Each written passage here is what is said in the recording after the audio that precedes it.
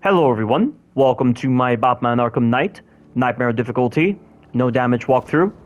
This is the finale of said walkthrough, and it'll start from here all the way to the end of the game, so we'll finally be doing all of the side missions, we'll be doing all the main story quests, and that will be it, and I am so glad to finally be done with this game. And I call it the finale, yet I don't include the whole moment where you play as Joker, because one, the scene is blocked, so I can't record it on PlayStation, and even though I did find a way to record block scenes, I just didn't care enough to really consider recording that, because the end of this game is very underwhelming, and I just think it's a very unsatisfactory ending. Not I think, it is an unsatisfactory ending. And some of the dialogue that the characters say, some of the events that play out, it doesn't feel very satisfactory for an ending to an Arkham game. And if you watch Godzilla Mendoza's Arkham Knight's horrendous storytelling video, you'll understand that a lot of the grievances that he aired towards this game mirror my own.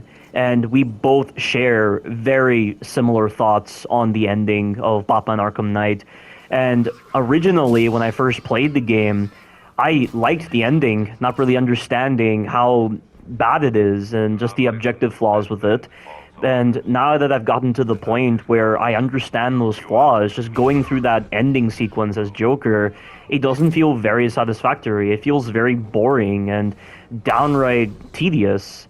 And it's just so unfulfilling to a lot of the things that they established in the previous games. And for this to be the final time we'll be playing as Batman, and he's passing on his legacy to his friends, even though this was not properly established at any point in the Arkham games, or even in this game for that matter, like, how can you consider that to be a proper ending if it's just so out of the blue?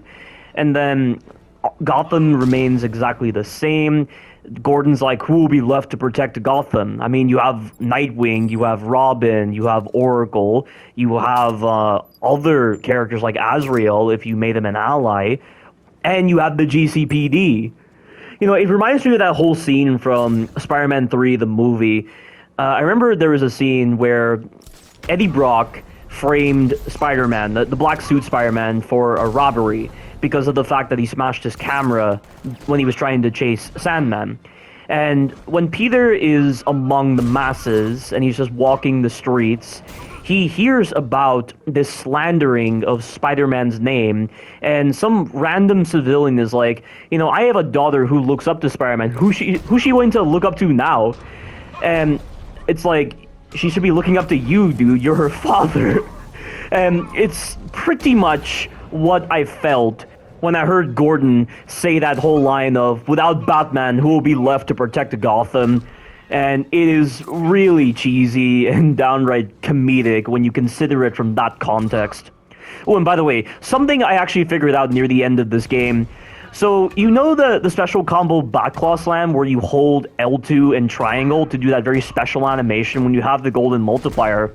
I thought this only applied to normal enemies, but that's not true. It turns out you can actually use the special Batclaw Slam to instantly take out brutes. So these brutes right here, the ones that have no weapons, or the ones that have blades, you can do this animation right here and instantly get rid of them. You don't need a bat, you don't need to do like multiple takedowns against them. As soon as you do that animation, they're done. The only problem is the choice of which enemy Batman chooses to prioritize. Even when you seem to be at a position where Batman will most likely prioritize the brute, he will most likely not prioritize him. So you've got to make sure the enemies are spread out quite a distance so that the Batclaw is more likely to prioritize the brute. But that is so cool. After years of playing this game, I actually discovered something new. I thought the Batclaw Slam was going to work exactly like the takedowns, where it only applies to normal guys. And even if it did apply to the brutes, it was going to be like 2 takedowns, but that's not true at all. That was so surprising. I had no idea the Batclaw Slam was that powerful against brutes, and I guess it makes sense given that the Batclaw Slam does double damage. So in theory, it makes sense that the Batclaw Slam takedown system would do double the damage of the normal takedown. So that's really cool that that whole logic still applies to the special takedown system. But you know what I don't like about the Backclaw Slam takedown system? When you can't use it against certain brutes. Like, you know the Shock Glove brute or the Shield brute? You cannot do that special takedown against them. It doesn't make any sense at all. Like, the ones with the Shock Gloves especially, like, it's not like they're holding their hands out as a way of blocking Batman. And the thing is that you can do the Backclaw Slam on Stun Rod guys, and it's pretty much the same animation that you're getting with normal guys that don't have any kind of special weapon. So why doesn't the same logic apply with the Shock Glove Brute or with the Shield Brute? So you have to get lucky that they swap to an unfavorable weapon or they choose not to use any weapons at all. And that right there just takes away from any sense of creativity when they're removing something like that. And also, by the way, why are they still introducing side missions like this after a crucial main story point where we finally unmask the Arkham Knight and Scarecrow's prepping his forces? So apparently the story is so insignificant at this point that we have to waste time doing this side mission just out of the blue. So while Oracle is busy prepping, you'd think they would actually include this kind of side mission at an earlier point in the game, but apparently not. And speaking of an earlier point in the game, that whole section where you're traversing the Arkham Knight's HQ, it totally feels like a section that should have been in the earlier part of the game. Like, it feels like a moment in a game where the beginning of the game actually takes place later on in the game, and then once you beat that point in the game, you then flash back to, like, weeks ago, for instance. It feels like that was the kind of format they were favoring, but they changed their design decisions, but they still kept the exact same format with the Arkham Knight's HQ with certain dialogue. And a lot of the dialogue that you hear from Joker or from the militia, like, why are the militia acting like they haven't seen Batman in action? And then why are they introducing suicide men, like wearing suicide vests, as if that's some kind of new tactic? But it feels like a mechanic that should have been introduced in the earlier part of the game, but it's being introduced late into the game, and we never see it because Batman stops the demonstration before this vest can even be implemented. And I just don't know why Rocksteady favored that kind of pacing choice with that part of the game. It's so odd to me. And I even talked about it in my annoying/dumb/weird moments video series of the Batman Arkham series for part 3. And it's so odd just thinking about it. But that just goes to show how little care Rocksteady had for the story of Arkham Knight by the end of the game. And I just feel like Joker's part of the story doesn't serve any purpose at all. His sequence where you're actually playing as him at that ending part of the game where the scene is completely blocked and you can't record it on PlayStation, it just doesn't feel like it serves that much of a purpose. And yes, Batman conquers fear, but you're constantly relaying this information to the player that it's not a representation of Batman's fears. It's the fact that apparently Joker's blood was not cured properly via the cure from Batman Arkham City that was practically made from the Fountain of Youth, as is the case with the Lazarus.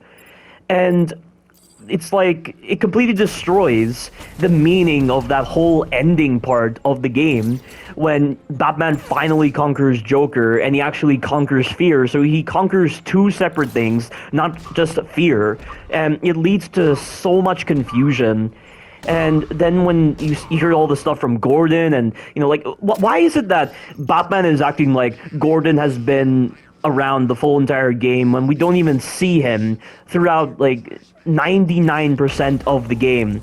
You know, I would actually feel a lot more of an emotional impact between Batman and Gordon at the end of the game when Batman is telling him to watch over his allies if Gordon actually made more of a fucking appearance in the game. And it's the same with Barbara. You don't see Barbara for a vast percentage of the game, and they completely neglected her entirely in this game compared to the likes of Arkham Asylum and Arkham City. So what is the whole purpose of neglecting these kind of characters if you're wanting to build some kind of emotional connection between Batman and his allies, and we as the player are meant to be feeling something? How can you establish that if you don't give enough screen time to your side characters? It makes no sense. And again, it's a great example of the lack of care displayed by Rocksteady when thinking about the characters and the story and where this story is actually going. The direction of this game just flatlines pretty much. It doesn't make any sense. And Godzilla Mendoza highlights these points perfectly in his video that I so need to do a reaction video for, because the number of points that I agree with, I mean, there are some points that I don't agree with, however, but like 99% of the things that Godzilla Mendoza says, or maybe just to be generous, like 95% of the things he says are totally valid claims. Even if he's trying to make it a comedic video, like, there is definitely a level of seriousness there, even though he has comedic elements to his commentary and to his choice of video format. It's an interesting video that I definitely recommend watching, and it's just such an uplifting video knowing that people actually feel the same way as I do. And it still amazes me that Batman Arkham Knight received so many 90% as if this was a satisfactory game, when it actually isn't. This is the worst game in the Arkham series. It drags on for way too long. There's a lot of moments where the Batmobile is forced. The dialogue doesn't make any sense. There's barely any screen time for side characters. The little niggles in the combat system really make themselves known. The pacing and the direction of this game is totally confused, and it's like the developers were so desperate to just push out a final Arkham game that they didn't bother considering the consequences, and so much more. Like, I can't believe this game is this underwhelming for a final Arkham game. And what a shame that the DLCs don't do anything to even flesh out the story, because they feel so disconnected to the ending of Batman Arkham Knight. And his allies are still doing the things that they were doing when you were around with them during Batman Arkham Knight. I mean, I get it takes place, like, the day after, because a lot of the DLCs tend to take place the day after Batman Arkham Knight. But still, though, like, why do they have to feel so disconnected from the main story, and they don't even touch upon any points that were properly established in the main story of Batman Arkham Knight, because they didn't really bother trying to bring out those points properly? Like, Red Hood DLC, oh, Jason's just going around killing people. I mean, criminals mainly, but that's really it, and it's just so disconnected. Nightwing is just stopping Penguin from breaking out. Tim Drake is stopping Two-Face from money laundering. Catwoman is stopping Riddler in a very shitty piece of content. And again, nothing that really showcases any long-term impacts to Batman's decision to sacrifice himself. So what is the whole point of this? Why do you bother portraying it like this, like it's going to have some kind of long-term impact, if in the DLCs nothing's even changed? Like, it makes no sense at all, guys. It really doesn't. And I definitely need to talk more about this when I do my walkthroughs of the DLCs, which are going to be very short walkthroughs because those DLCs are like 10 minutes long. But I still feel like I can easily go on tangents during those DLCs, because those DLCs are not that challenging. I mean, Catwoman's Revenge I'll definitely shit on like crazy, and it'll just be nothing but bloopers for sure by the end. I'll probably have more time devoted to bloopers for Catwoman's Revenge than to actually devote to a no-damage walkthrough of Catwoman's Revenge, because that DLC is fundamentally broken, and Rocksteady stopped caring because they wanted to be done with the series, as was indicated by that one quote that a developer gave for Batman Arkham Knight before the game released. And yeah, that's probably what it's going to be. And I'm just going to stop this tangent right now. I'm just going to talk about other things. So right now we're trying to finish up Penguin's side mission, and this Predator encounter is pretty simple. These two guys are converging on me, so I need to move. So I'm just going to climb up here, throw a smoke pellet, and then do the fear takedown. Simple. And then once we've done that, we just get into a combat encounter, and there's nothing I really need to say about the combat encounters for these side missions. I mean, aside from the bomb one, because the bomb side mission for this last part of the game is pretty tough. And also, there was a checkpoint that was giving me so much trouble. And when I say checkpoint, I mean an actual checkpoint on the road, when you're like removing those checkpoints from the militia. But one checkpoint in particular was causing me to restart so much, and it's the one that is right near the clock tower. But the enemy arrangement for that particular checkpoint was messing me up a lot, and I was getting screwed a lot by the game.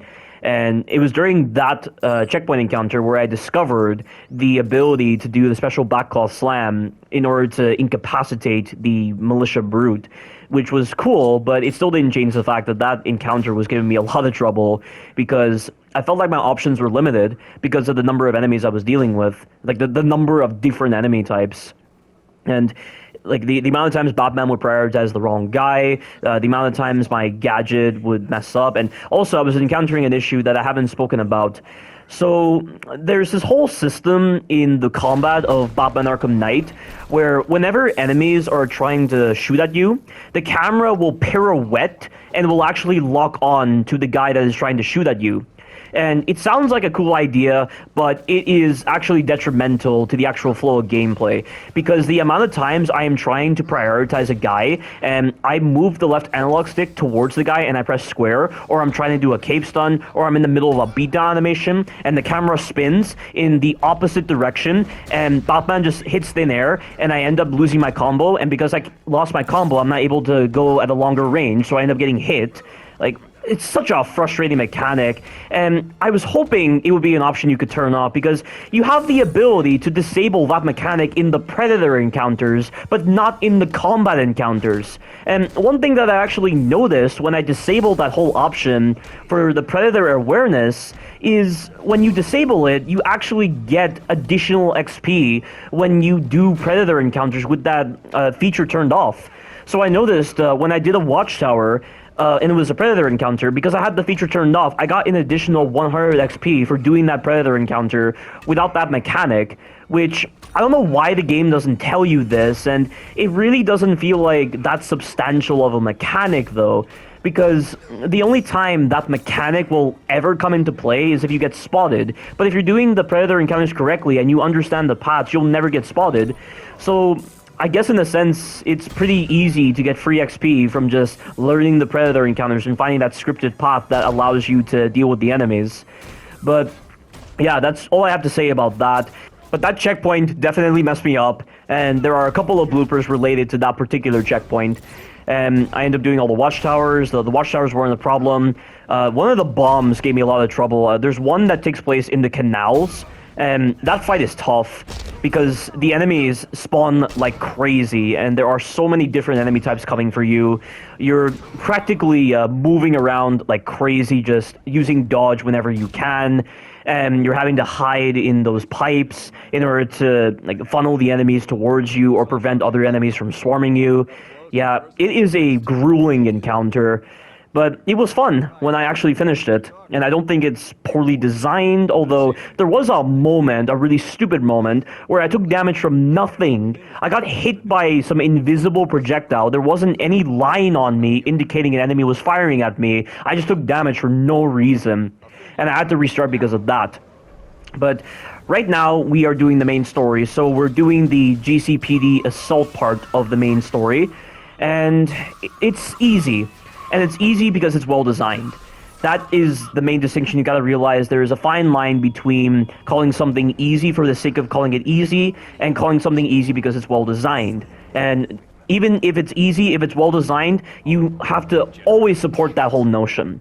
Because this part is really well designed. There's a huge onslaught of drones assaulting the GCPD right now, but you can hide in an alleyway and stop the enemies from ganging up on you. And from what I've noticed, it seems like the drones, like most of the drones, are forced to stay at the front of the GCPD. So using this whole behavior to your advantage, you can balance out this encounter, and it's really well designed because it's meant to capture the power fantasy of Batman and Oracle working together to deal with the drones. And even if it's not like the most challenging gameplay, even if your idea of challenging gameplay is poor designs, which I don't support whatsoever, because it's well designed, it's fun, and I enjoy it. But we have to do a bit of tasks before we get to that point, so we need to stop the militia that are breaching the GCPD right now, and then we'll be able to do the encounter with the drones. And then after that point, there will be an onslaught of militia troops on the roof, and that is not too bad. That being said, though, the part where those two brutes spawn in, I did fail once. But that was the only fail I had on that part. It wasn't so bad. But there's not much else I can really say about Batman Arkham Knight other than the grievances that I've just shared with you about the ending of this game and with some of the encounters that I got with some of the other enemies. I mean, if they do show up in the video, I'll talk about them if I have nothing else to talk about. But I'm just going to talk about a game that I've been recently playing. I've been replaying Infamous, and Infamous is a special game for me because it was the very first PS3 game I ever played. And even though the game released back in, I believe it was 2008, or was it 2006 or 7? I don't know. It was one of those 3 years. I doubt it was released in 2008 because 2008 was when mocap cutscenes actually became a thing, thanks to Uncharted 1. And Infamous doesn't have any mocap cutscenes. It just uses the gameplay figures as cutscenes. And they're doing very simple animations for actually conveying stuff. And everything is just being told through the game world rather than through mocap cutscenes. It wasn't until Infamous 2 that they actually introduced mocap cutscenes. So I don't think Infamous 1 released during 2008. But anyway, Infamous is a fun game. I really enjoy it. I love the character of Cole. I love the other story elements with Infamous. And, you know, for an open world game, it's actually a lot of fun. And I mentioned before that I haven't had an open world game that has really intrigued me, aside from Assassin's Creed Brotherhood and Revelations, and also with some of the Arkham games. But Infamous was actually my first taste with open world games, now that I think about it. And when I'm replaying the game, I'm really finding the urge to do the side missions in Infamous, not because they don't serve any purpose and I'm just doing it just for the heck of it. It's because the threats in Infamous's open world, when enemies are on the rooftops and they're swarming you, and you die so fast on hard difficulty as well on Infamous 1. So by doing the side missions, I'm able to remove enemy influence to actually help my progress through the main story. And I think it's a very interesting idea that Infamous brought up, and I mean, I don't know if it's worth praising or not, because it seems like a very minor thing, but at the same time, it did feel quite substantial, and it did give me a reason to do the side missions, even though the side missions in Infamous are not the best because they're copy and paste. It's like surveillance mission, swarm mission, like protect the civilians missions, or like escorting prisoners missions. It's always the same format. And it's never any like unique set pieces with certain characters or the like. But even still, though, they're fun to do when you're not noticing it, and when you're realizing that they help contribute to your progress in the main story. That's when I feel like the side missions definitely have some merit to them in Infamous compared to a lot of other open world games I've played, where side missions don't really serve that much of a purpose, and you could easily do the main story, but the fact that the side missions in Infamous 1 can help in removing enemy influence, and removing enemy influence actually means a great deal, because the enemies kill you so fast on Infamous 1, and you don't have access to the best of abilities until you get Precision, and Precision is a move where time slows down and your camera zooms in and you can hit enemies that you normally can't hit with your normal Thunderbolt, because your normal Thunderbolt has limited range, whereas Precision has infinite range. And Precision, with its ability to slow down time, balances out that game, because the sensitivity on the camera in Infamous 1 is very sluggish. And I've always hated that about games back in the PS3 era, because I feel like I've played a lot of games where the camera sensitivity is pretty sluggish during that era, and for the developers to actually take the time to put in a mechanic that bypasses that sluggish camera sensitivity, similar to like the Bourne Conspiracy, for instance, where you press triangle to lock onto an enemy, and the camera just puts the enemy in your sights, and it locks you onto center mass, unfortunately, so you have to move the camera up to hit the head. But the fact that I can bypass the camera sluggishness is awesome. And in Infamous 1, it's the same case where Precision slows down time so I can hit the enemies. The only problem is the enemy behavior. They're very sporadic in what they choose to do, and they love to move all over the place, and at times they can be very clever.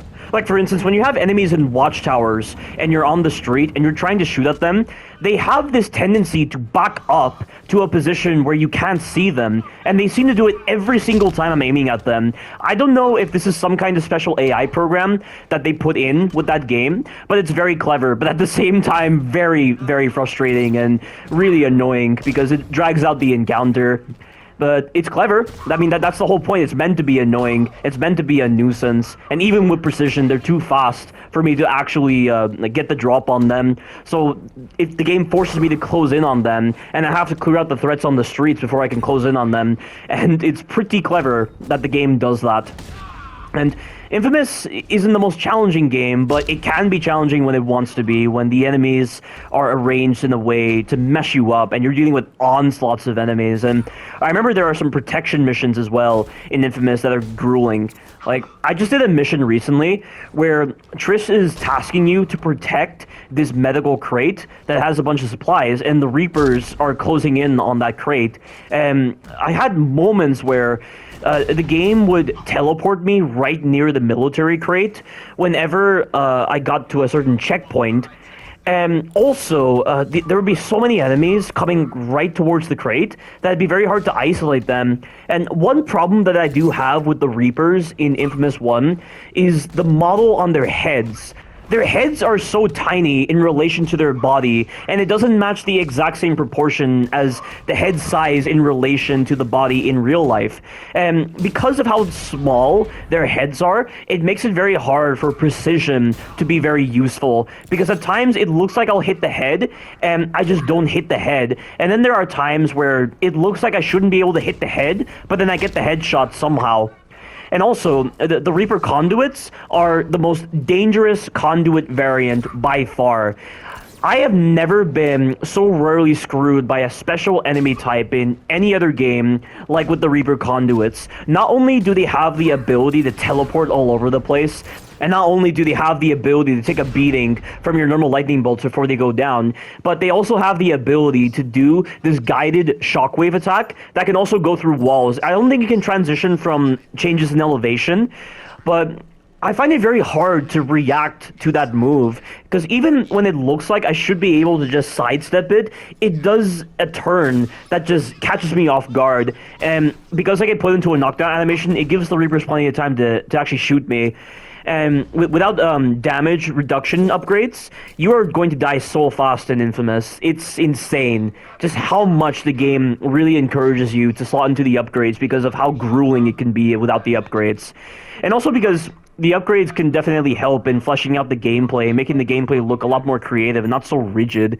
Like it's the same case with the Batman Arkham games, where there's so many options available to you when you slot into the upgrade system that if you're not slotting into the upgrade system, you're making the gameplay boring. You're making the gameplay suitable for people like Tynart who like to make the gameplay so boring and then consider it to be very skillful and actually creative, when in actuality it just leads to very boring, repetitive gameplay and just repeating the same loops. And it's like they're impotent in the sense that they don't have any sense of fatigue. They take a lot of pleasure from this, and they glamorize this kind of thing with their so-called smart tactics and special runs.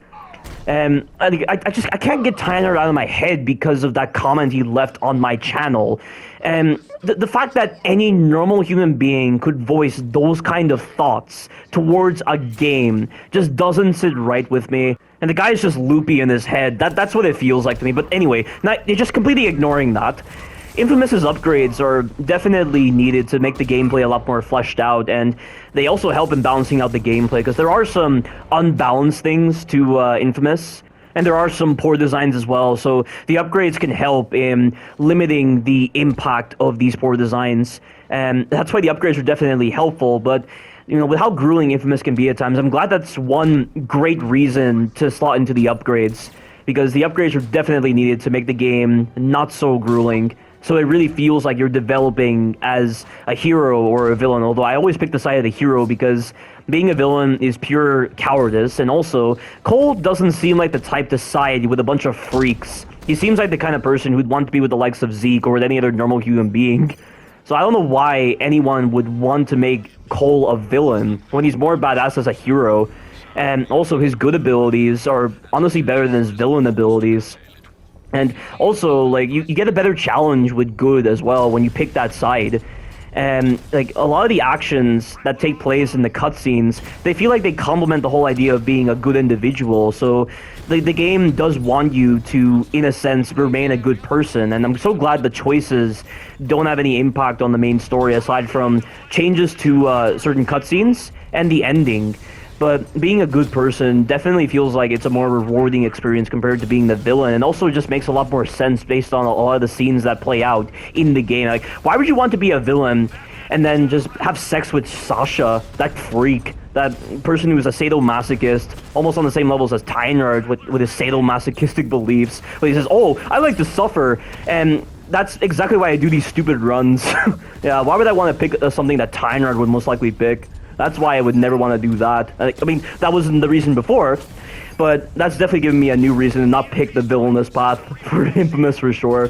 But yeah, that game is so much fun, and I'm still playing through it. I mean, I can only play it for like a short amount of time though, because I do feel like at a certain point you have to stop playing Infamous because it does get a little repetitive, and it can also be very long if you're indulging in the side missions as well. But yeah, I liked how the game has actual meat to it. And in all honesty, guys, I feel like the story of Infamous is a more intriguing story than Batman Arkham Knight's story. I mean, I've already acknowledged a lot of the holes present with Batman Arkham Knight's story, but Infamous, there isn't really a bad Infamous game. I mean, like, you might hate Infamous Second Son because of its story and its characters and how, like, one-dimensional and linear the story feels, where you could easily sum it up to be a delinquent and a bunch of people are going against the government, basically. And also, the history of the DOP just isn't as interesting as the history of Kessler, or the history of the First Sons, or the Ray Sphere. Like, there are a lot more interesting plot elements to Infamous 1 and Infamous 2 than in Infamous Second Son. And also, it kind of sucks that the only form of connection provided between Infamous Second Son and the previous games is a DLC mission when you're actually doing a side mission for Zeke, which only further adds to the disconnected nature that this sequel game, Infamous Second Son, has to the rest of the Infamous universe. But aside from those kind of moments in storytelling, Infamous Second Son is a fun game. The gameplay, you are so overpowered as Delson, probably more so than Cole, but there is no denying that Cole is just as powerful as well. It's just some of the improvements that they made to the fundamental mechanics that previously weren't a thing in Infamous 1 and 2. They were there in Infamous Second Son, and that's why Delson is so like fast and he's so swift, and he's capable of dealing with lots of enemies with his abilities. Like smoke and video power on Infamous Second Son are the most powerful abilities in that game. Neon I used to like, but having seen how much potential smoke and video have for actually controlling the battlefield, those abilities are way better than Neon. And just to cite a couple of examples, when you have the smoke power, you have access to an ability called the Sulfur Bomb. And the Sulfur Bomb, when it detonates, it releases a plume of smoke that envelops a certain part of the battleground. And if any enemies caught in that plume of smoke will be susceptible to being subdued or executed. And when you combine this with an ability that you purchase where whenever you subdue or execute an enemy, you get health back, you are so overpowered. Like, you literally feel immortal when you have smoke. And then video, when you combine the invisibility power with the upgrade where you can continue to remain invisible after a subdue or an execution, and you also combine it with the ability to regain health when you subdue or execute, you're just as powerful there. And some of the other abilities as well, with the basic firepower provided by smoke and video, they just feel a lot better than Neon. And I feel like the only thing that really makes Neon worth using is probably the aiming, because you have the ability to incapacitate enemies rather quickly when you aim for specific body parts in the zoom mode. And plus you also get slow motion, and you can augment it via upgrades. But, you know, given that even without the upgrades, smoke and video are so powerful as they are, that is definitely why they are my favorite abilities. But there's just something about electrokinesis that Cole has that just makes it far more intriguing than the abilities, and I don't know what it is, but I just feel like the way they're able to focus on one power and just make it so intriguing and so diverse in its movesets compared to just having multiple different abilities present in one individual is quite a high achievement for Infamous 1 and Infamous 2. Although I will say, though, in Infamous 1, you feel a lot more powerful compared to Infamous 2. And they do moderate certain abilities via a special kind of power-up in Infamous 2. Like, when you have to get an ionic charge from a dead body in order to use ionic abilities. Like, that's a moderation that they decided to put in with that game, whereas in Infamous 1, it's all dependent upon the amount of energy you have that's also tied to your health. And regaining health and using your abilities are all tied to the very same system where it's all about draining electricity. And in Infamous 1, because your special abilities and your normal abilities are all tied to the very same system of just draining electricity, you can get very, very creative and just keep using sources of electricity to your advantage. And one thing that I do love about Infamous 1 compared to Infamous 2 is the ability to store the energy in your lightning bolts inside of objects and enemies, even dead bodies as well. So one thing that was so powerful about Precision is when you're behind cover or you're right near a dead body and you shoot into this metallic cover or dead body repeatedly with your normal lightning bolt, and then while the charge was still there, you could absorb it with L2 and regain your health and your energy, which was so overpowered. Although in my recent experiences right now, I am still getting into a lot of situations where I'm dying very quickly despite this ability being very useful. But it sucks that Infamous 2 didn't bring it back, and I know it made Infamous 1 slightly easier compared to Infamous 2, but it was fun. And the main charm with the Infamous series is not the difficulty of it, it's just the power fantasy involved with being a conduit. And that whole ability to do something very creative that I don't really see a lot of games use, where you can use dead bodies as a way to regain health, or to actually store your electricity and regain your energy, or you store electricity in objects and use that as a way to regain health or your powers, is one of the coolest ideas ever, and it feels so satisfying every time you're doing it. And then that combined with a very overpowered ability like Precision that I honestly feel is more powerful than the shock grenade and the megawatt hammer. That game is so much fun, and sadly they ruined Precision in Infamous 2. It doesn't zoom the camera in much, and it doesn't feel like it does a lot of damage. It doesn't feel like such an overpowered ability compared to Infamous 1, and I don't know why they would do that. And the lack of an ability to store electricity in dead bodies or objects is something that kind of gimps you a bit in combat, and it doesn't make you feel so powerful, which kind of sucks. But I could be speaking too soon right there. Maybe there are some overpowered things I haven't realized about Infamous 2. I mean, I feel like I've devoted a lot more time to Infamous 1 than Infamous 2. But Infamous 2 does have some fun abilities, although I'm not too sure what I think about the whole idea of swapping your different lightning bolts or megawatt hammers or shock grenades for all these other things, and I do feel like at times it can be a little cumbersome to handle if you have the wrong form equipped. But it's an interesting idea, but it doesn't stand out to me as much compared to the abilities and the way the basic attack patterns are actually handled for your character in Infamous 1. But yeah, that remains to be seen. I'll have to replay Infamous 2 at some point and just rediscover a lot of the mechanics, and also find some new mechanics that I can use to my advantage.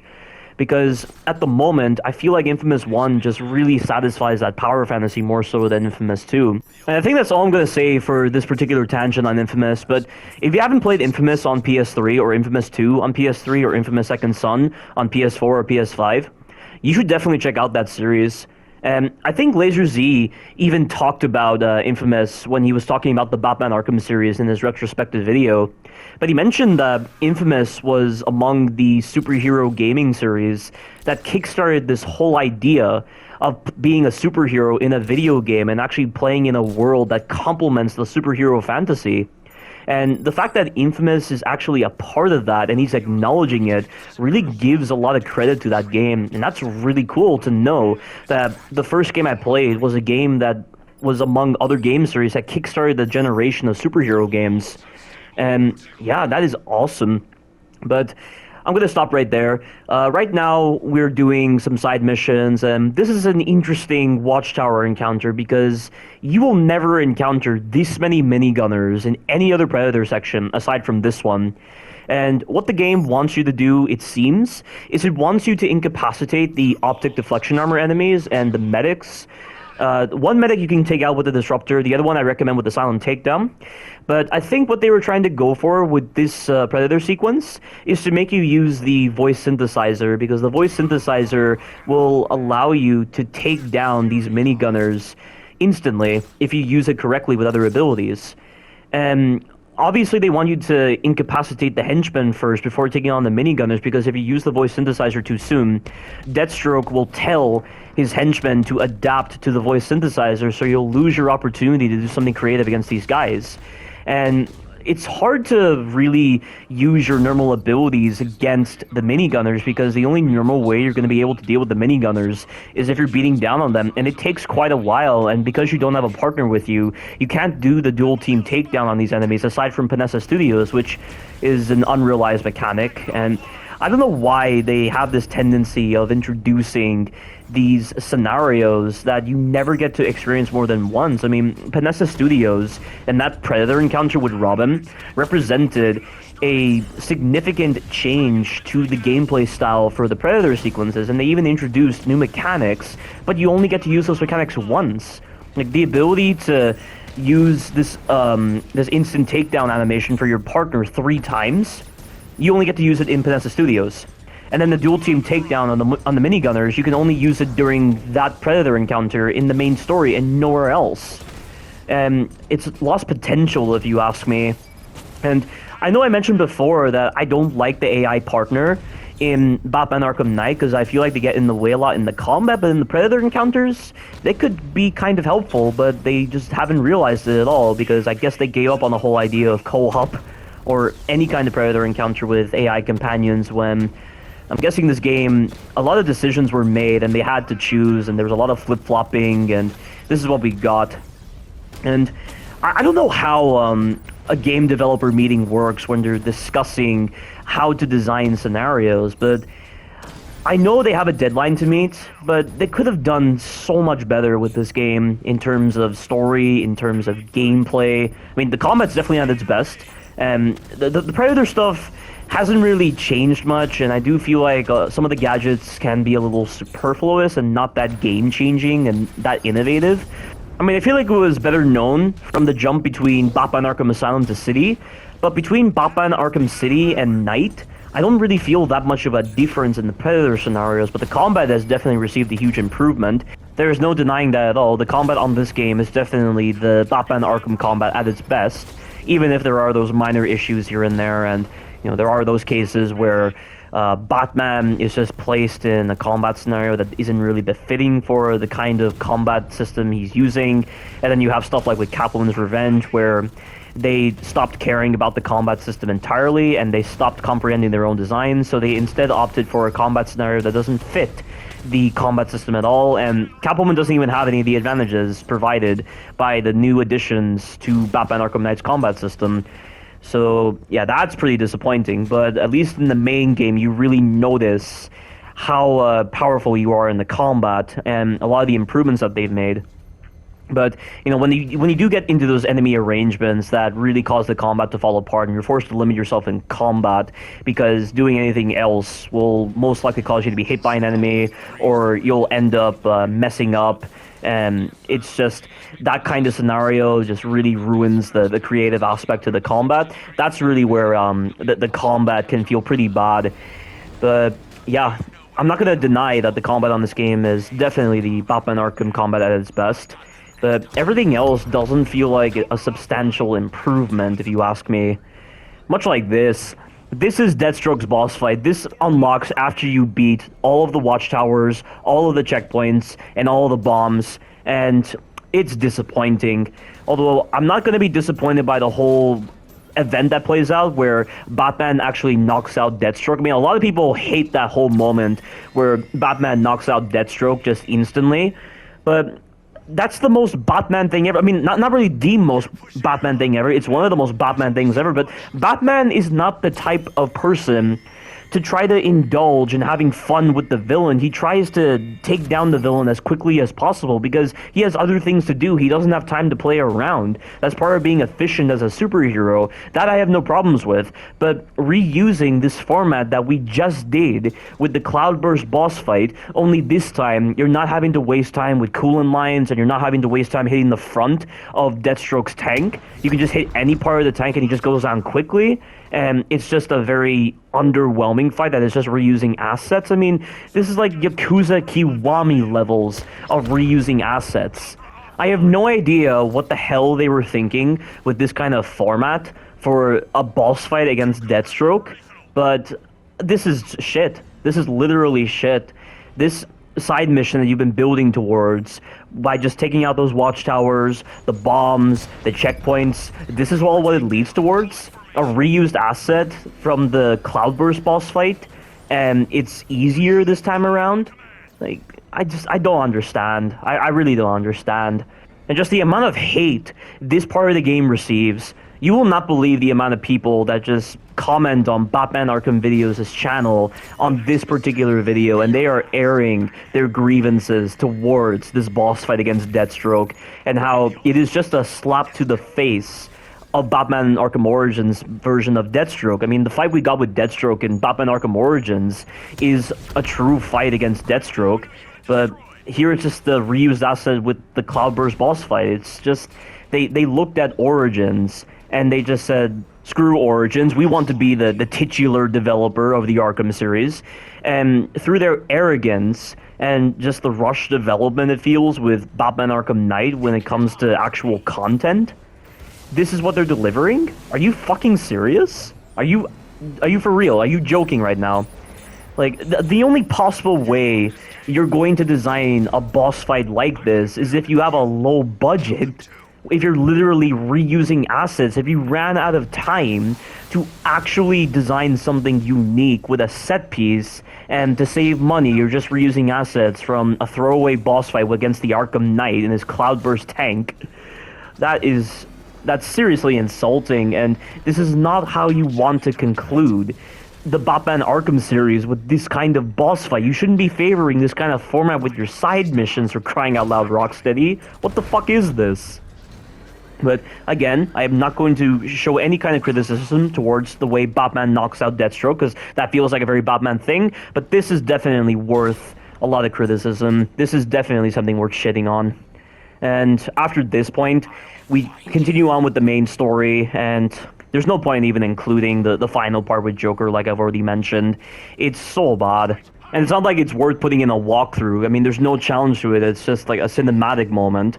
And I mean, there is that combat sequence against that whole onslaught of Jokers, but it works like any other combat encounter. It's just you have no gadgets because Batman surrendered this utility belt, which I still remember Godzilla Mendoza commenting on that, saying everything that Batman has is just in this utility belt. I mean, when you look at the animated series, he has other gadgets in other parts of his suit, yet apparently in this case, he only has gadgets in his utility belt, so therefore the utility belt is what makes the man. You know, I didn't think much of it before, but now it definitely makes a lot of sense why Godzilla Mendoza voices a lot of hate to that. And just the way Joker's performance actually is portrayed, it doesn't feel like it's a genuine decline into fear.